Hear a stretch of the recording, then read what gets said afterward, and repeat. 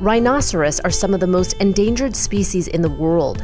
They're poached for their horns, which have been used primarily in Asian countries as a traditional medicine and status symbol.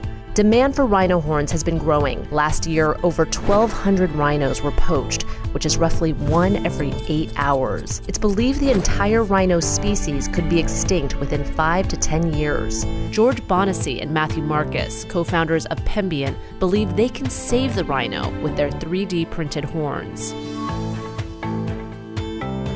This is a 3D printed rhinoceros horn that would be virtually identical to a real rhino horn? Exactly. Their horns go for $60,000 a kilogram. So this is more expensive than cocaine? Exactly, yes. So how do you actually 3D print a rhino horn? So our goal was to first start with a powder that was identical to the real thing, and we combined inorganics, metals, minerals, as well as other proteins. And we also incorporated real rhino DNA into it as well. And then from there we were thinking, how can we get this into chunks and then eventually bigger and bigger shapes that will resemble a real rhino horn? And we ended up kind of designing our own 3D printer, using our powder to really build up an actual horn. So are you saying that your 3D printed horn is virtually the same as a real horn in shape, size, structure? Yes, yes. I took it to a lab and had them test it. It would come back as rhino horn.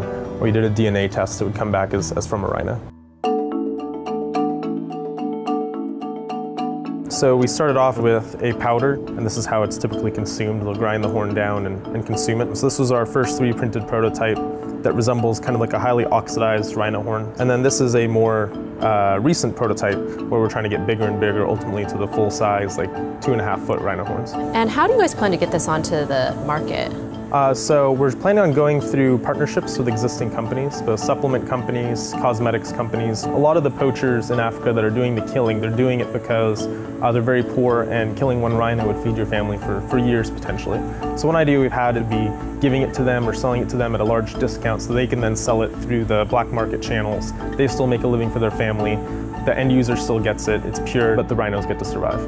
There are those critics out there who have said that this might actually do more harm than good. It's a noble idea, but it might actually legitimize this idea that it is an actual medicine or increase demand for it. If we can basically fill the supply with an identical product at a cheaper price, it's going to decrease the price for the product, and therefore there's going to be less incentive to poach. Why would you risk your life and go and kill a rhino and make a species extinct when you can go buy it from a store for 1/10 the price? Just going over to Vietnam and telling people to stop doing it, that alone is not going to help. You also need an alternative. It would be like if someone came to the United States and said, cutting down Christmas trees at Christmas time is stupid, like there's no purpose. Rhino horn is really just a traditional thing you do.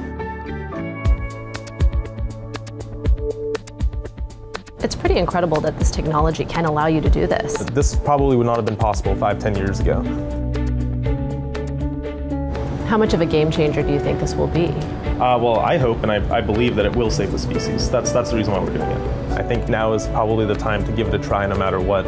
And really, it might be their only hope.